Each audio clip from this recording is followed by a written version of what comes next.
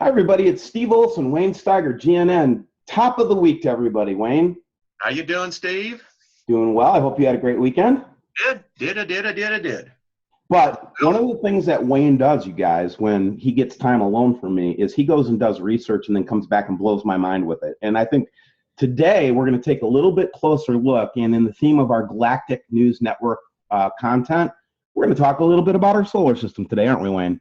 Well, we are. And I'm actually eating my words on this one because, when we made the mistake last week of identifying what we missed as Jupiter on the set sheet, I said, okay, learn my lesson on that. But Steve, there was a story that we did last week as well that demanded a second look, a much closer look. And it's the event that happened on March 13th, which... Okay, everybody pay particular attention now. This is the key date, and Wayne's going to be building on this March 13th date, so pay attention. Go ahead, Wayne. So we know something happened, and this is from Integrated Space Weather. And Steve, you and I talked about this. One of our subscribers and friend when he sent this in to us, and you and I went through this, and we just obviously made commentary. People can go back and look at this, but it got me thinking, Steve, all right, so we're getting measurements from the satellites. This is how the data comes in, and this is how this model is created. So we realize that there is something going on with the magnetopause, right? You would agree with that, correct? Yes, and that was the title of our video, was that we're on a wild magnetic ride. Yes. So, Steve, you know how I am. I look at something and I'm going, yeah, something's not right here. It just sits in your gut.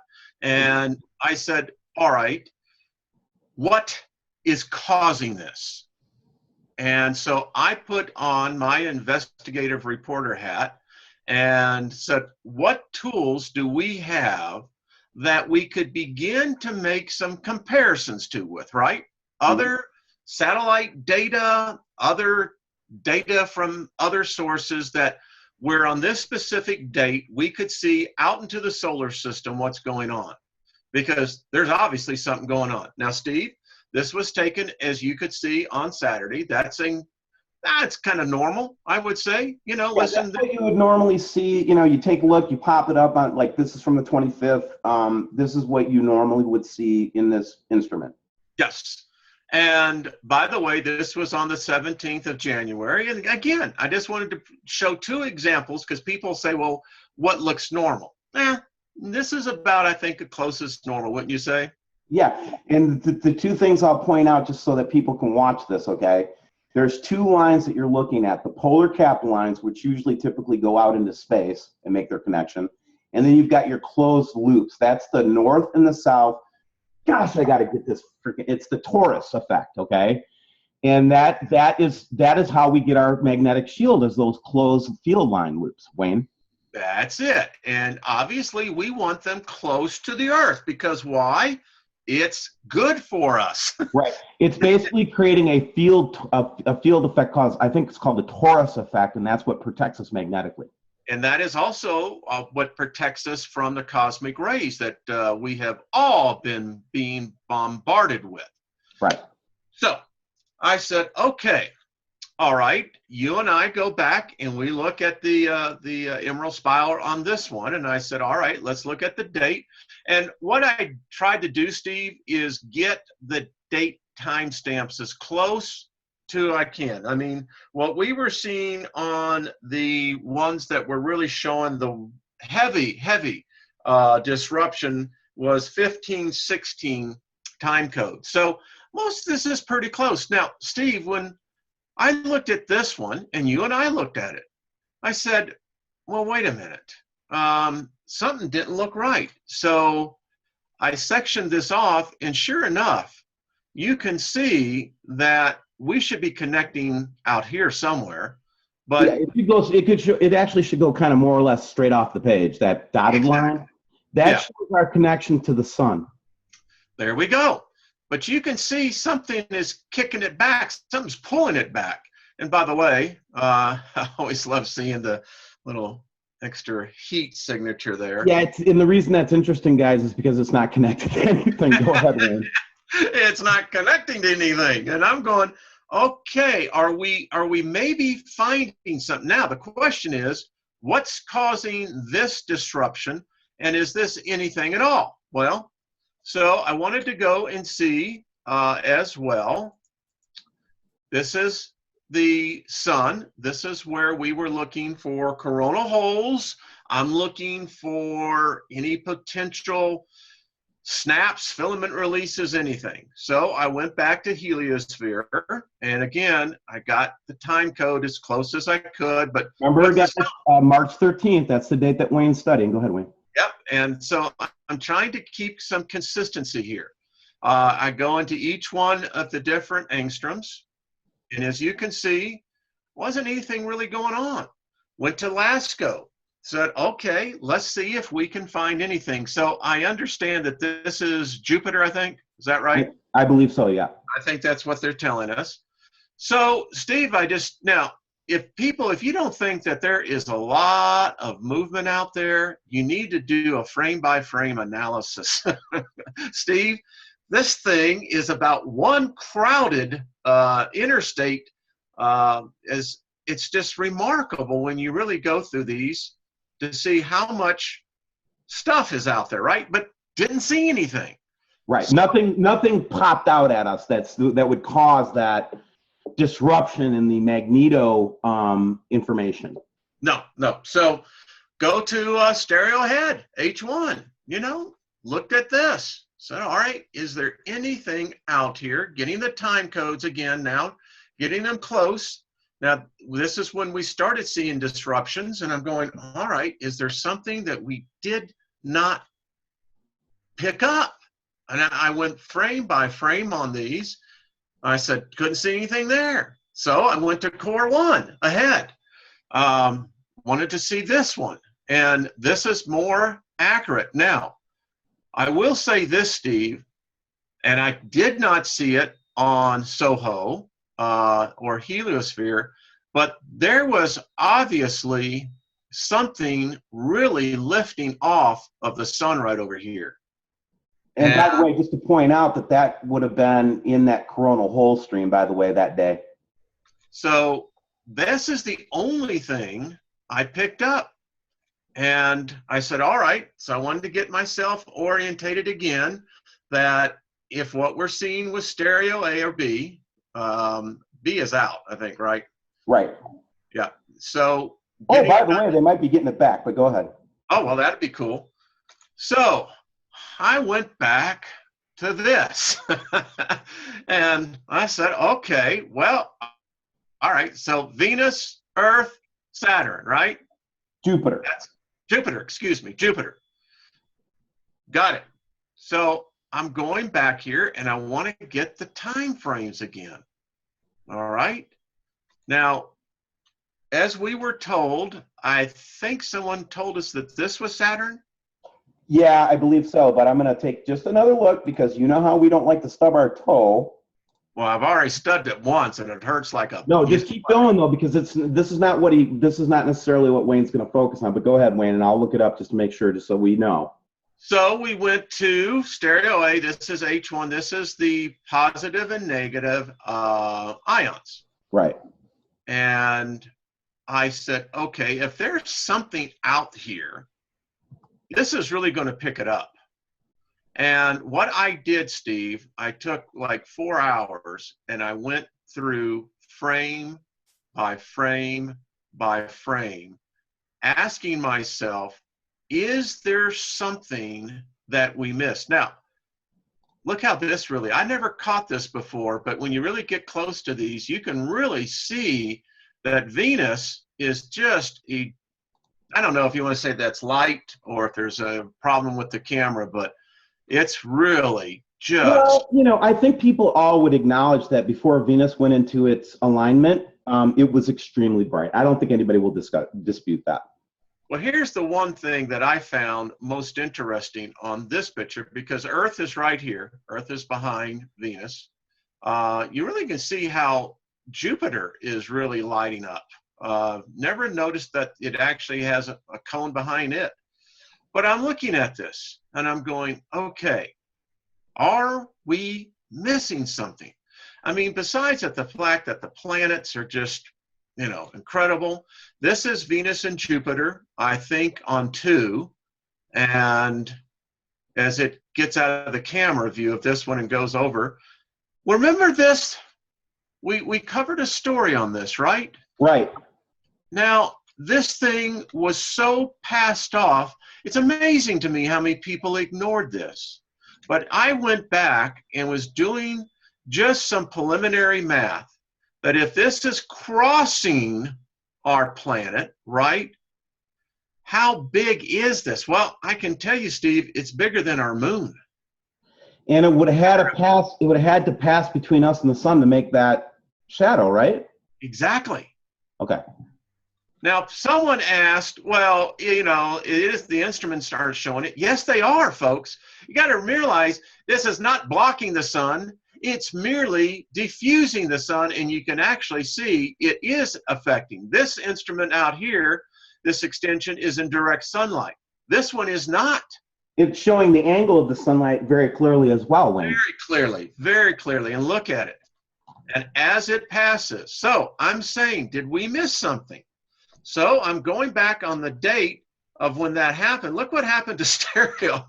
It started acting up. And I said, okay, again, are we missing something now?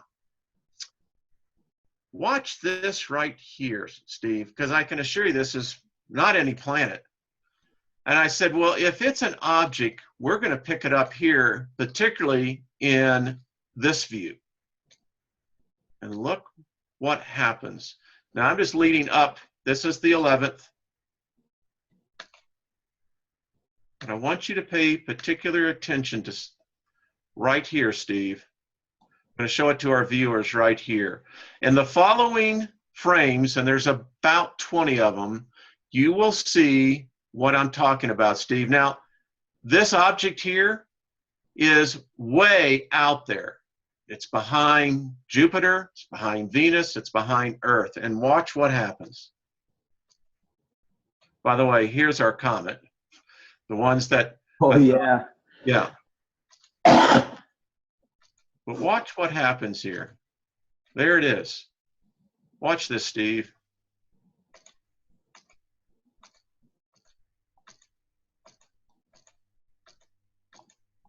Steve,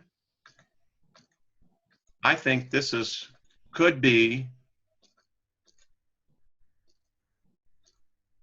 look at this.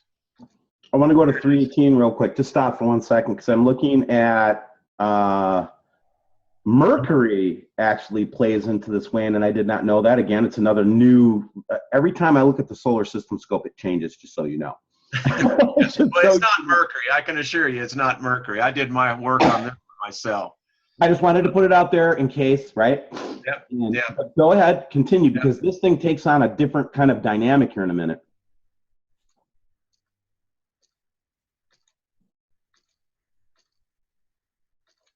If anything, this may be Mercury over here. That is Mercury, right? That's where Mercury would be expected to be given the position of the satellite. So I'm gonna go with that's Mercury, man, coming up behind. Now, you can see what's happening. Wait on this. Do you see these big streams of, again, guys, this camera only picks up particles, right? Negative or positive particles. And what you're seeing there is a huge signature of positive and negative particles. Yeah. And they're not going anywhere. They're just in the middle of space. And what's so weird is that you get combined, you have both positive and negative coming back behind here. And again, our object, I've looked at this in depth, Steve, and yeah, that's Mercury coming out there, Wayne. Yeah. And that little circle there, that is the best picture you have of this thing, in my opinion, right there. Right there. What the hell is that thing? I don't know what it is, but what got me thinking was wherever it is, and it's out here, it's out way behind here, it's behind Jupiter. Yep. Jupiter is just incredible, by the way. But I thought, could this have an effect that would cause what we saw? And it's there. I mean, and this is where it leads me to. Is this potentially what we're seeing? I don't know. It's just a thought. And again, just to wax conspiracy theorist on you, okay, which is my role, because I am a conspiracy theorist. If you don't like it, whatever. I do believe that we are, okay, just to start the premise for people that don't know, Wayne, at least I believe, Wayne is my sanity, but I've been believing that we have been in the contact or in the proximity of potentially a brown dwarf. And I'm not going to call it Nemesis anymore, and I'm not going to call it Nibiru anymore. What I'm going to call it is that there's potential that our solar system has brown dwarfs all around in it. It's even possible now, guys, that we've been traveling with brown dwarfs and nobody told us about it for decades. Bingo. And just because we say there's a brown dwarf in our vicinity causing these electromagnetic challenges and things like that doesn't necessarily mean we've concluded anything about it. All we know is all of the data is telling us that there's a brown dwarf there. That's I think so too. And this one here, Steve, look what happened to the Magnetosphere. I mean, we don't have any more closed polarity. It's just obliterated. That's a naked Earth, by the way. Yeah. Yeah. And folks, if you don't understand, and so I went back, and you can look at the KP index on these time frames, and you will see that this was a cosmic ray alert as well. Really?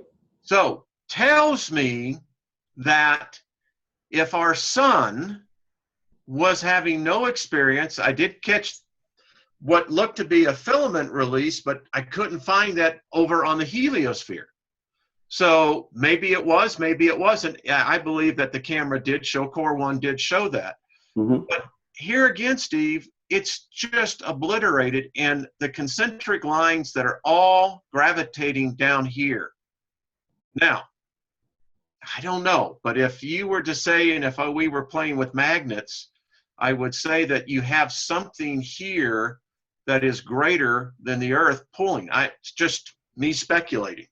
No, well, again, magnetism, right? I mean, everybody thinks that this stuff, that science and physics and stuff is so beyond grasp. It's really not. If you just think about it in terms of differences of potential that cause electricity to go across the two, so you got negative and positive, and that just creates a flow between the two. Yes. And so anytime that you're talking about magnetic properties, you know, you're always looking for which is the biggest and strongest magnet in the vicinity. And right now, it's not the Earth and it's not the sun. No. So, Steve, that's my investigative report. It could be absolutely nothing, but when I started tracking this, I just said, okay, it had something that looked different. Well, let's talk about what looks different, just an obvious. Like when you get into where that, could you zoom in on that one there, Wayne, for just a second, that example for a moment, please? Yeah.